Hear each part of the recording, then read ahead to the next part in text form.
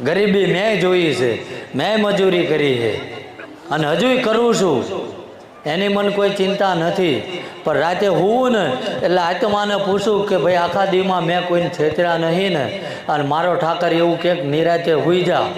2 જ કલાક હોઉં છું, એક ટાઈમ જમું છું, અને તોય તમારી બધાની વચ્ચે ઊભો છું.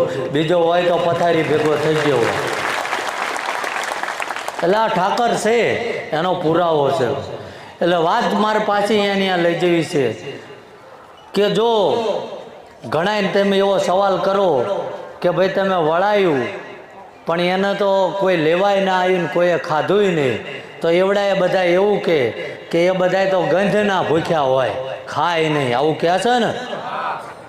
તો જો એ ગંધના જ ભૂખ્યા હોય તો ગુજરાતમાં આટલી બધી ફરસાણની દુકાન છે, આપણા ઘરે શું કામ આવે?